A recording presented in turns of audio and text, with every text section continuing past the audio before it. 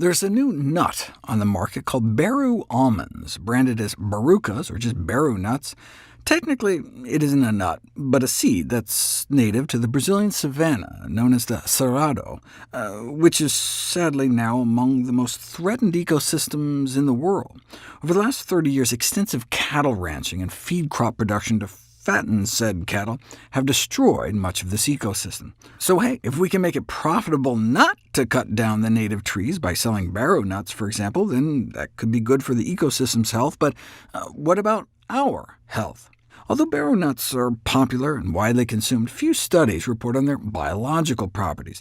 They do have a lot of polyphenol phytonutrients, presumably accounting for their high antioxidant activity, and 90% of the phytonutrients are present in the peel. So are they nutritious? Sure, but do they have any special health benefits? And not just for the treatment of chubby mice. Groups fed Baru nuts showed lower cholesterol, supposedly indicating that they have a great potential for dietary use in preventing and controlling cholesterol problems. But the groups were rats, and that was compared to lard.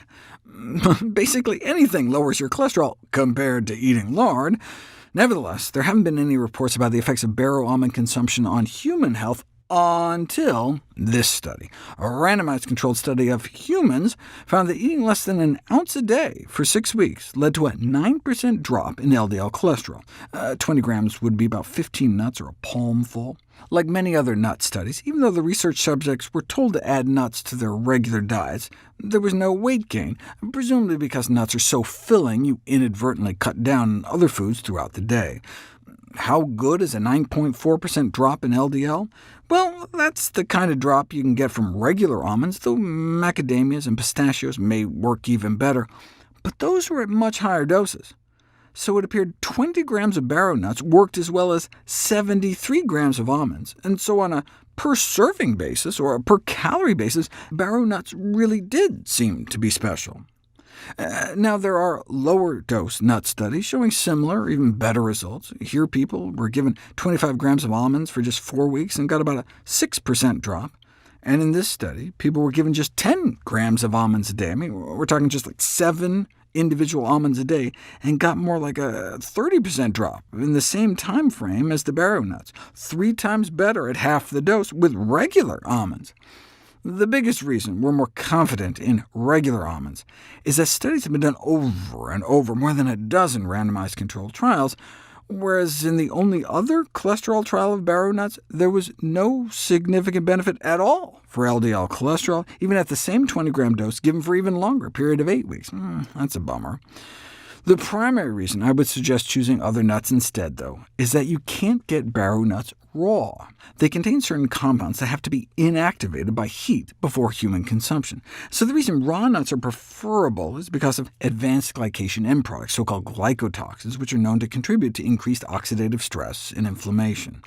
Glycotoxins are naturally present in uncooked animal-derived foods, but then dry heat cooking like grilling can make things worse. So the 3 highest levels recorded are bacon, broiled hot dogs, and roasted barbecue chicken skin. Nothing comes close to that. Chicken McNuggets come in here. Anyway, any foods high in fat and protein can create AGEs at high enough temperatures. So although plant foods tend to contain relatively few AGEs, even after cooking, there are some high-fat, high-protein plant foods. For example, boiled tofu, like in a soup, is down here, but the same serving size of broiled tofu is up here. Now again, with most plant foods, it's not at all a problem. Like, here's a raw apple, and here's a baked apple. Doesn't really matter, since it's not high-fat or high-protein. I was surprised that veggie burgers were so low, even when baked or fried, but nuts and seeds are up in tofu territory, especially when roasted, which is why I would recommend raw nuts and seeds and nut and seed butters whenever you have a choice.